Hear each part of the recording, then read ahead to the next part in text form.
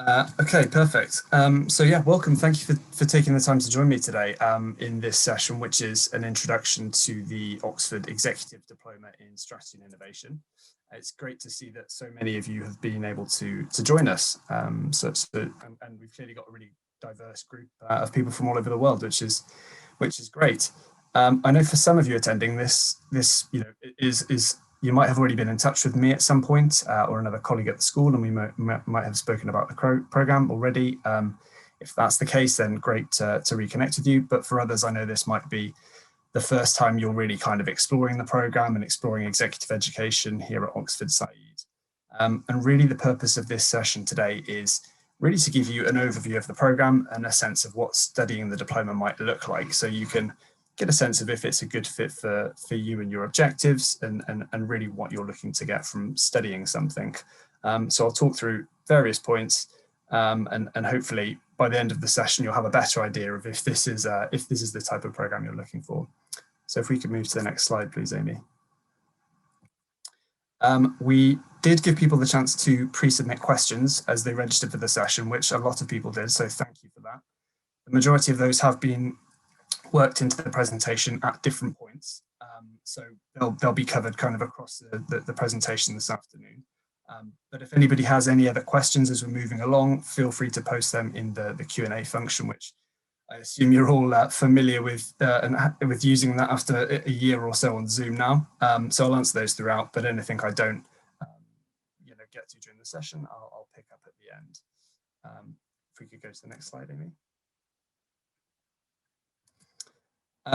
Perfect. So just to really provide kind of an overview and set the scene and provide some context about what this diploma is. So the Diploma in Strategy and Innovation is part of a portfolio of 5 diplomas. This program has been originally derived and taken from the Executive MBA. So it's been adapted and specialist content has been added to the program to create a standalone postgraduate diploma in strategy and innovation. It's a very established program. It's been running for just over 10 years now. So we have a really strong community with the diploma. And in terms of kind of, who this diploma attracts, it's really designed for executives who are looking to study something part-time. They're looking for a program that's going to be academically rigorous, offer a really focused approach around a kind of a handful of specific subjects, and really give them to bolster their experience in strategy and innovation, to underpin their kind of existing knowledge, but to back that up with really kind of an academic credential and some more kind of formal knowledge in the space, as well as the chance for extended kind of peer-to-peer learning across the program. So the diploma itself is not a full degree, and this is a question that comes up a lot, but it is a master's level program. So it's at EQF level 7, which is the European Qualifications Framework level 7, which is the same as our Executive MBA. So this program is much, much more than something, say, like a short kind of 6 or 8 week online program. It is a standalone formal qualification taught and assessed at a master's level. The diploma itself is delivered in 4 taught modules over 12 months. It's designed to be flexible, to offer people the opportunity to study and work at the same time. It's an accredited program, so it's a master's degree level program, as I've mentioned. Which means that the course, you have assessments on your time during the course. So you really do have to kind of, get to grips and understand the material that you're learning as you're assessed by 3 exams and a 6,000 word assignment, which I'll touch on later during the session. As you can see here, we have 2 intakes of the program starting each year in January and March, respectively, next year. There are 50 students, approximately 50 students in each class, and they run concurrently throughout the year, but at separate times. And there is a pathway from this program onto our Executive MBA, which essentially in short means that upon completion of the diploma, you could carry forward credits from this program to use towards our Executive MBA, and you'd also be eligible for a discount on the fee for that program. If we go to the next slide, please, Amy.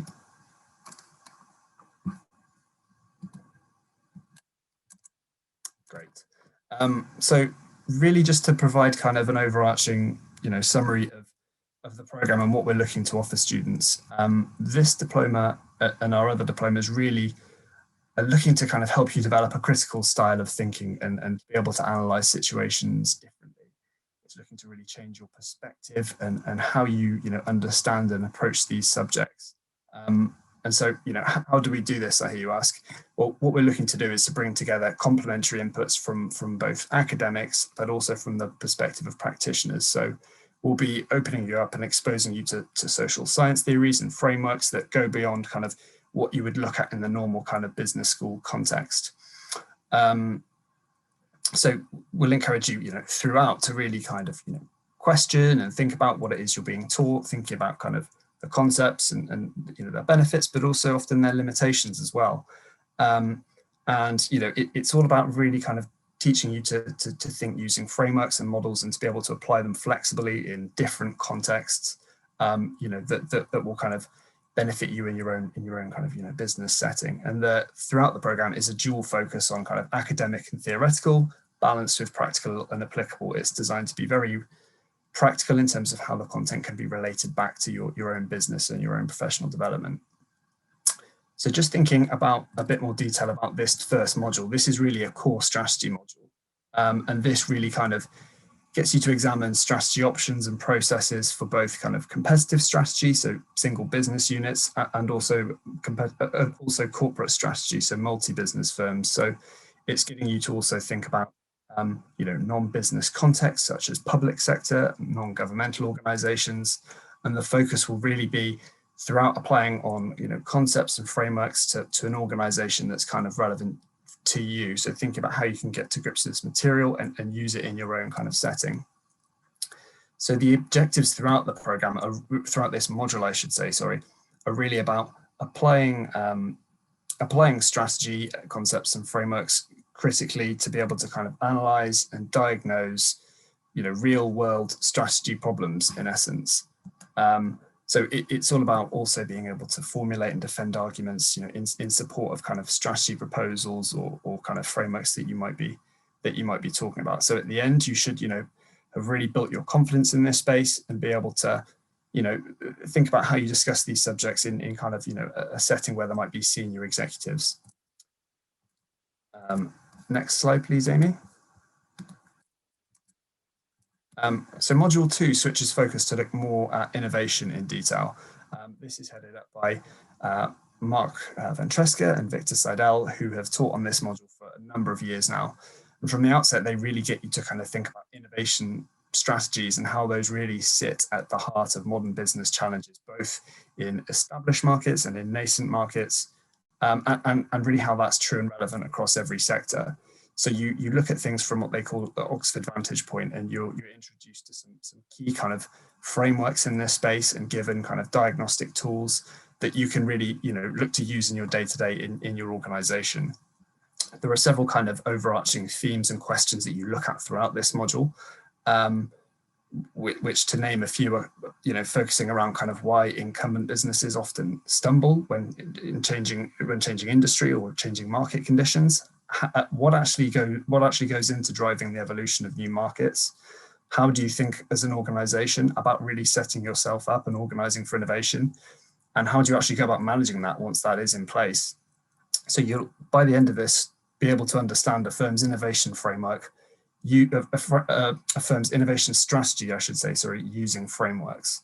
And you'll be thinking about kind of how incremental innovations can kind of build towards something larger and be the basis for a wider strategy or something that causes really radical change within an organization or industry for that matter.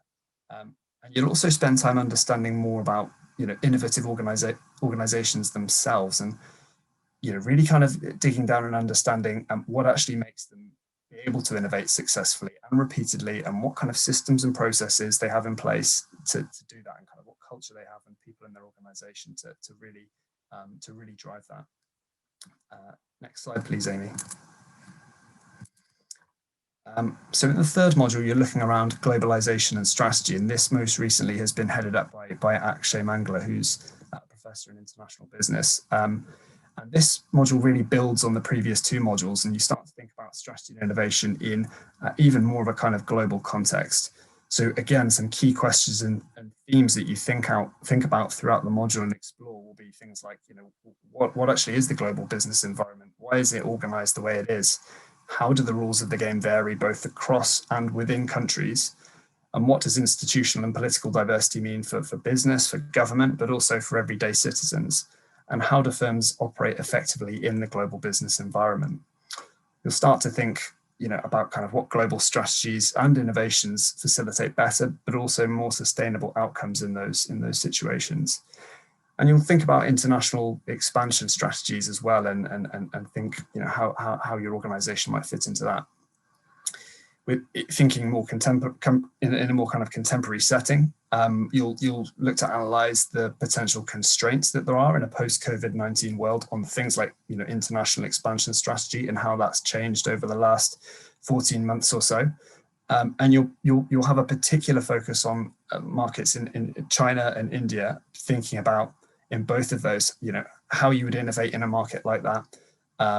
What different innovation types there are in kind of, the Chinese economy or China's digital economy, and both understanding kind of economic and institutional features of kind of markets like those and also emerging markets. And you'll also look at, situations of kind of, high reputational risk for an organization and how you can go about kind of navigating that as a business and the things you need to think about and the complexities that are at play. If we could go on to the next slide, please. So the fourth module is really all about kind of drawing together the content that you've looked at and studied and got very familiar with over the previous 3 modules. And the focus here is really on strategy implementation. So you're looking at how strategy and innovation is really made real, in essence, inside an organization, how you go about executing your plan successfully. The acknowledgement that good strategies often, fail due to just poor execution and maybe a lack of understanding about, context and things like political or organizational complexities. So you look at these themes and how you can kind of navigate those closely. You look at, the role that key kind of members play within large organizations and kind of the decisions they make and how they go about that. And you'll also think about routine kind of day-to-day practices, how you actually embed strategy or innovation into an organization on, kind of a ground level, and managing things like the transitions and the resistance that will be kind of, part of that during that kind of strategic change. So that in a nutshell is really kind of an overview of the program in terms of the content and kind of the themes that you look at across each module. So next slide, please, Amy. So just switching focus slightly to talk a bit more about the actual program structure. I mentioned it before briefly. There are 2 separate intakes for this diploma, starting each year, but starting in January and in March, respectively. There really is no difference between those 2 programs. It is just down to the module dates, and the popularity of the program is the reason that we have 2 separate dates. Something that comes up quite frequently is whether people can move between the modules, and the answer to that is unfortunately not. If you were to join cohort 1, as you can see, starting in January, you'd be expected to join and attend the subsequent modules that are aligned with that particular cohort. So the dates are fixed in that sense. As I touched on earlier, the setup of the program is this 4-by-4 day structure. So you have 4 modules across the year, each typically 4 days. And in between the program is something that people are often keen to kind of learn more about. I'll touch on that in just a second. The timelines here you can see in terms of kind of when the modules fall. The first dates you see for each bubble are affiliated to cohort 1. And the second dates are for cohort 2, which are available fully on our website. And it's important to factor in for the start of either module that, assuming you apply in good time, you will have access to pre-reading about a month or so before the program actually starts. So something that comes up quite frequently is about kind of what time looks like for students in between the modules and what the study commitment is actually like. And you can see from the text I've outlined here, the kind of guideline is about 6 to 8 hours of study per week. And some of that will be done individually as self-study, other parts of it will be done in groups. And that's spent in several kind of main areas. Firstly, it will be kind of a preparation for assessments and examinations that you have. You'll also have ahead of each module pre-reading and case studies that you need to work through before kind of each module starts. So you need to think about those things. Upon completing the 4th module, you start to write your final integrative assignment, which I'll tell you more about in the next slide. But you submit that about 3 months after the final module, and when you've completed that really kind of marks the end of your time, studying on the program. So in terms of thinking about the kind of delivery of the program this year, and really since COVID, and looking towards 2022, and understandably there've been a lot of questions that were submitted wanting to know a bit more about this. So I think, like every organization, every business school, every university, that there's still a level of uncertainty there about exactly what 2022 will look like. Talking about the 2021 programs and what we did this year, we started those fully online, given the situation at the time. We're now in a position where we're able to move back to a hybrid format, which means we can offer online delivery for people who are based internationally, as we do have a lot of students who are overseas, but also some UK-based students, or some students based from countries where they are able to travel more easily. So more recently, we've been offering face-to-face teaching for those students, which is something we're obviously very keen to do. And we even had students in the school. We have students in the school this week, in fact, on this particular diploma. And in previous weeks, we've had students from several of our other diplomas as well. And we really hope that we can continue to welcome people back during this year. So I think, looking ahead to 2022, it's very possible that format and that structure will still stay in place. Having that hybrid delivery, and that's really reflective of our aim to be able to offer the program to as many people as we can, and to do that safely, but whilst maintaining a global, diverse cohort with quality students. So that's at the forefront of our mind. But we are keen to get back to face-to-face teaching. That's how the programs have been designed. That's what we want to do. So we will see how things develop this year, and obviously keep people updated with our plans and kind of what we're working towards for next year. So next slide, please, Amy. So as I mentioned before, the diploma is a master's level qualification.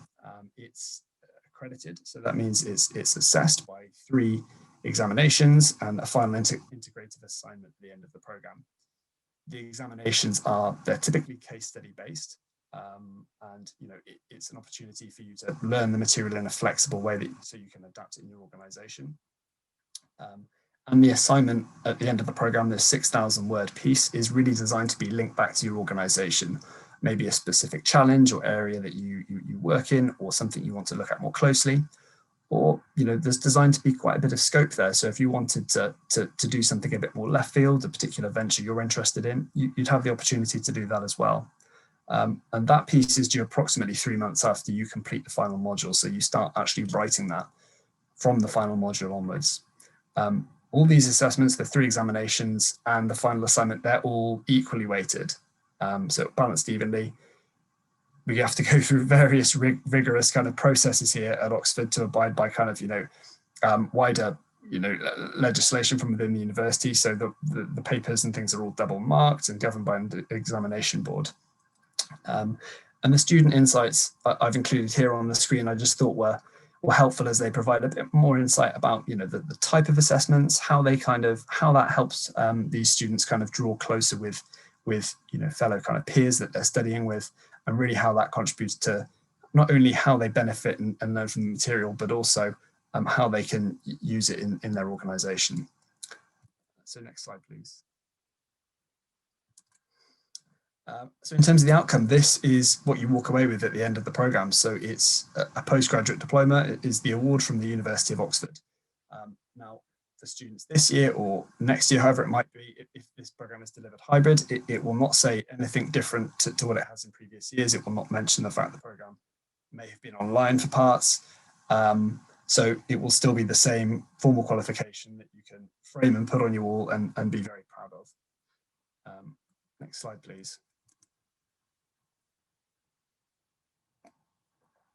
So just to touch on the faculty, because this is something that comes up very often when I'm having conversations with students, people are always keen to know more about the faculty and kind of what their background is and kind of what their involvement is with the program. So I've included here a selection of faculty that are involved in teaching the diploma.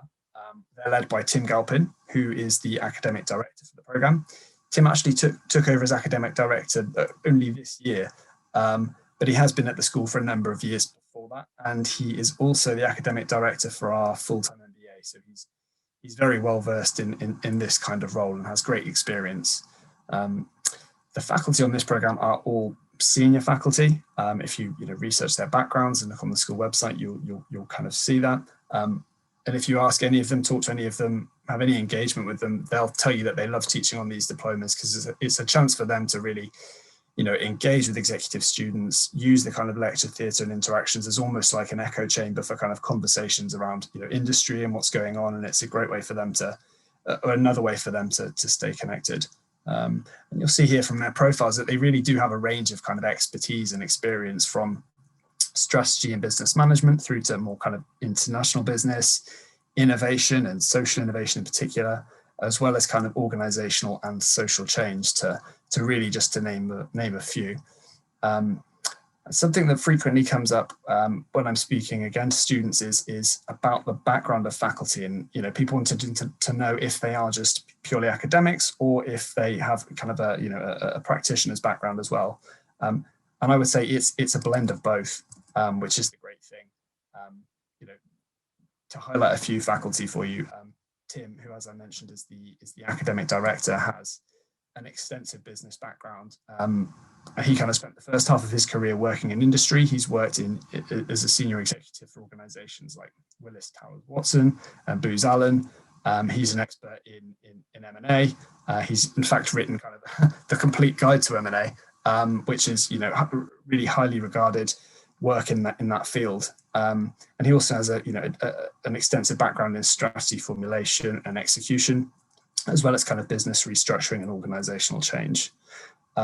Victor also has a background in business before moving into academia. He spent just over a decade working for IBM in product innovation, and he holds several patents in that space still. And so again, brings a really interesting perspective coming at it from a practitioner, given his background.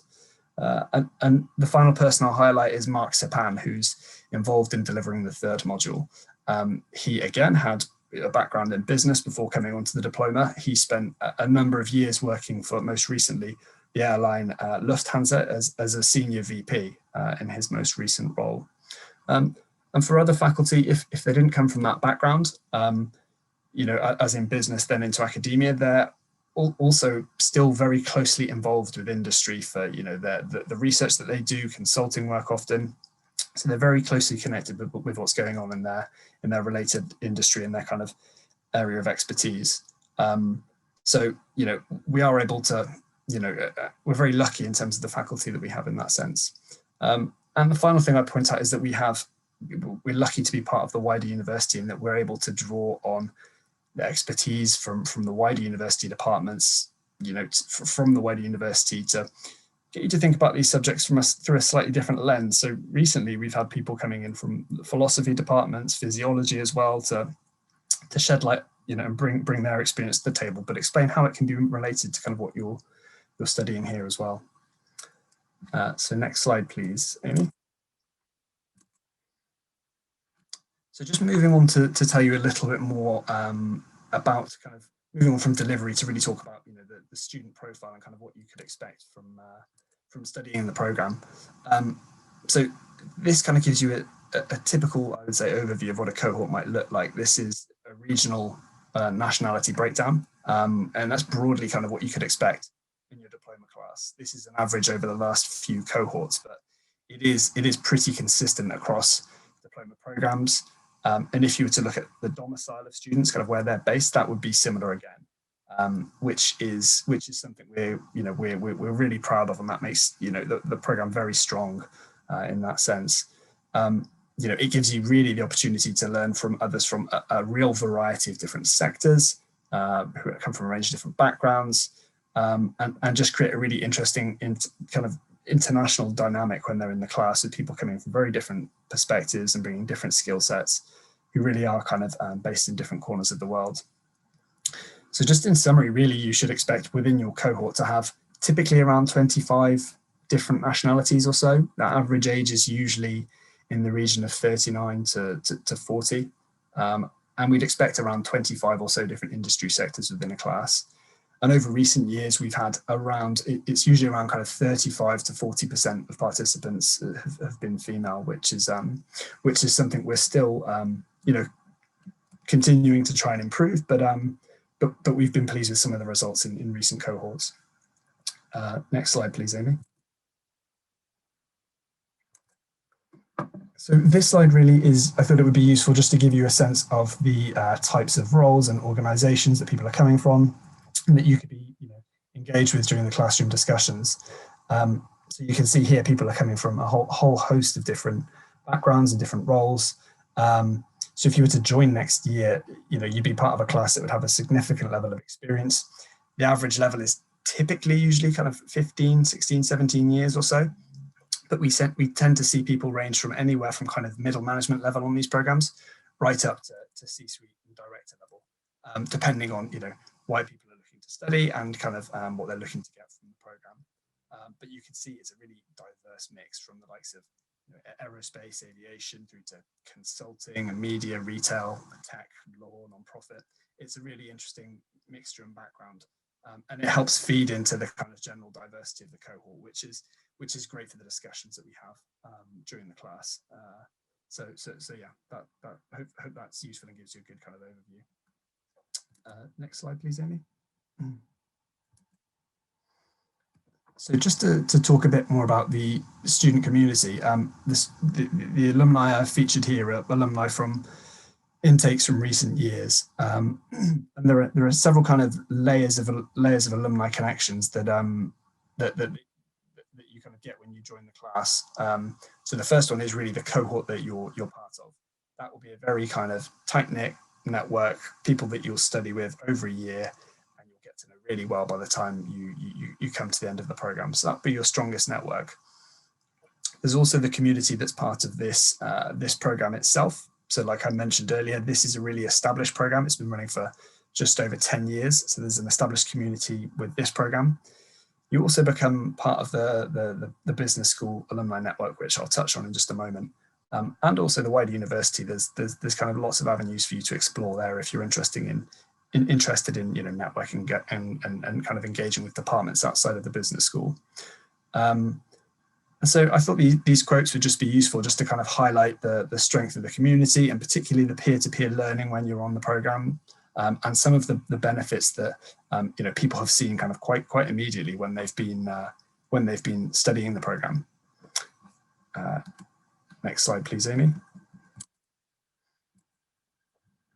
So thinking about the community aspect a bit more broadly, and kind of the community you join, as soon as you join the program, you're really part of the school community, and this is, I should stress, it's a lifelong community. It's strong, it's very active, and there are opportunities for you to really kind of connect with people, and develop on various different levels, from professional through to kind of personal, or we've had students that have gone down the academic route who are now involved in delivering different programs at the school, having moved from this program. But importantly, it's often really like-minded people that are looking to build connections and learn from each other. And there's a picture here just of the Oxford Foundry, which I've included, which is a centre founded by the school recently, which is specifically focused around kind of helping kind of nurture and harness startups and kind of act with the entrepreneurship centre at the school for anybody who's involved in or interested in joining that community or exploring what they do further. That's a great one to explore. Next slide, please, Amy. So another benefit of joining the program is that you become a full member of the OBA, which is the Oxford Business Alumni Network. That is a really strong and strong global and also active network. There are 21 chapters in 149 countries and roughly around 23,000 members. And we've had diploma students who have gone on to be alumni chapter chairs for their region.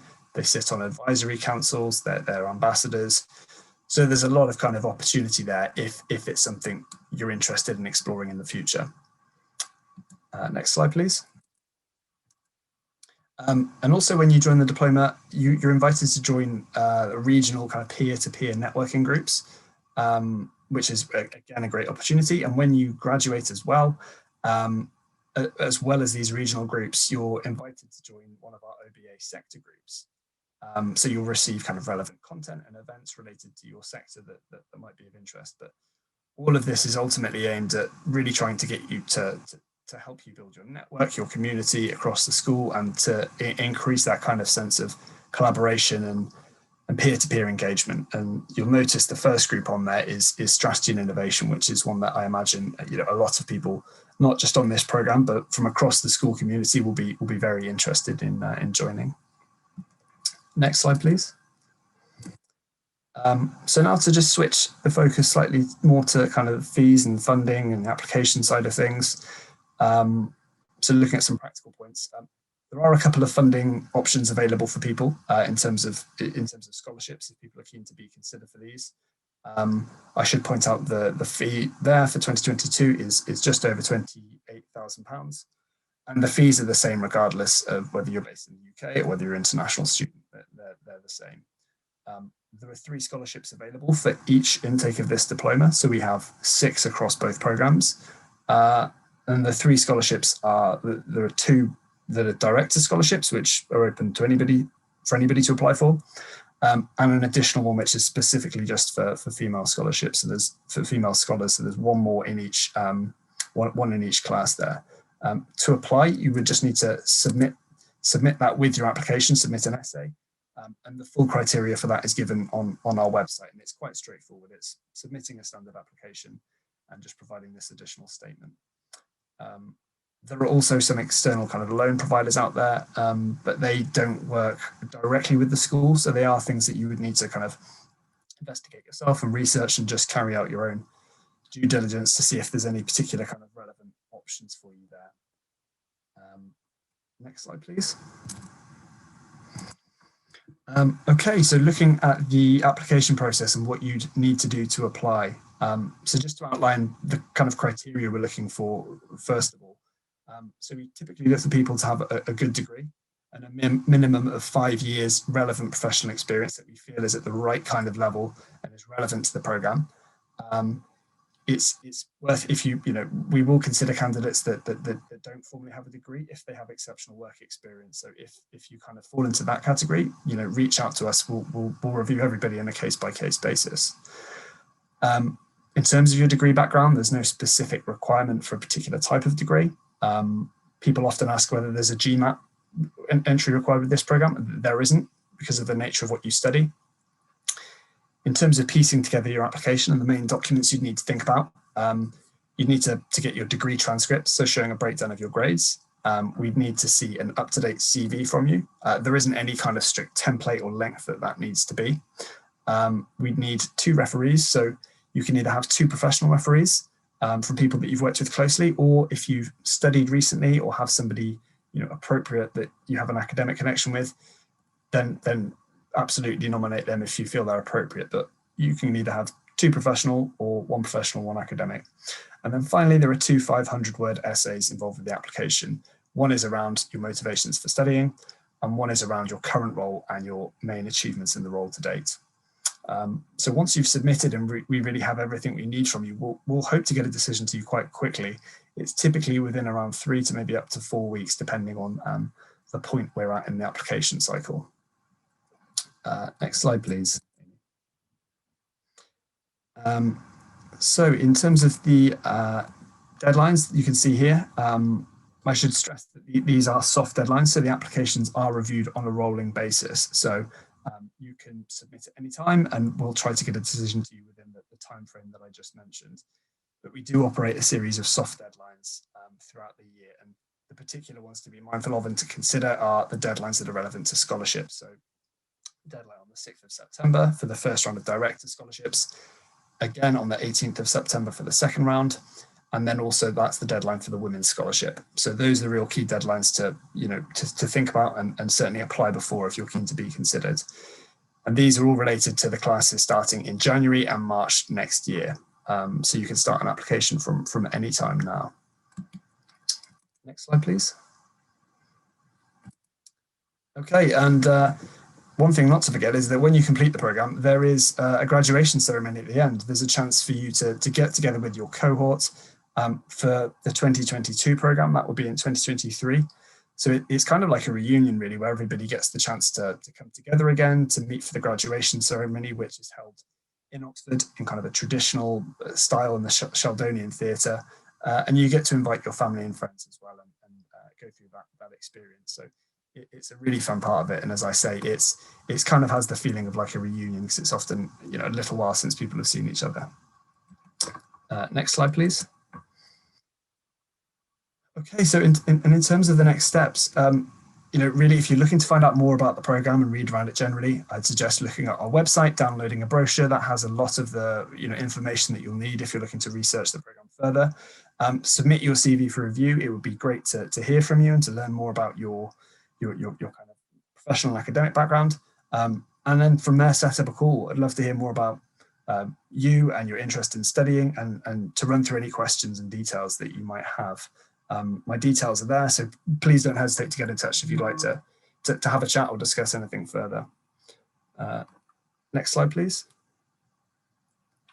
And just to point out, for any of you that haven't registered already, we have a session coming up in a few weeks' time on the 15th of June with Tim Galpin, who's the academic director, where he'll be talking through his area of expertise, as I mentioned earlier, M&A, the current environment, thinking about this particularly in emerging markets. So you can register on our website. We'd love to see a lot of you there. You know, feel free to join us. I hope you're able to. It'll be a great insight in terms of, you know, getting a taster for the program content. And yeah, we'd love to meet some of you then. Next slide, please. Okay, perfect. So that is it from my side. I'm just going to have a quick scan through some of the questions to see what's been submitted, just to see if there's any I can run through now. One very quick one. Yes, the session is recorded. This will be sent out after the event. Somebody had to nip off to a meeting. Is there any time restrictions for people to apply for the EMBA to use the pathway? Yes, there is, based on the credits. That's within 5 years from when you start the program, when you can take advantage of those credits.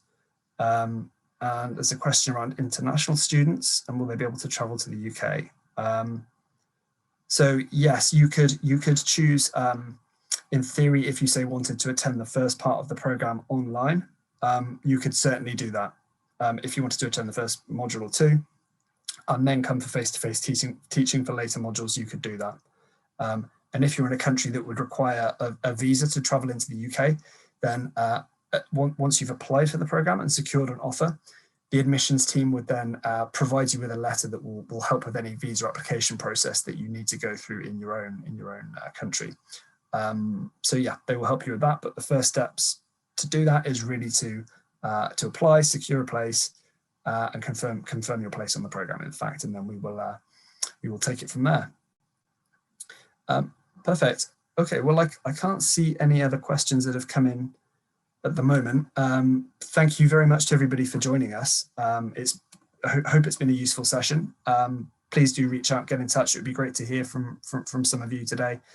If you're thinking of applying, it would be great to have a conversation with you, as I say, to find out a bit more about your background. But thanks for joining. I hope you found the session useful, and I hope to see you apply for the program. Thank you all. Take care.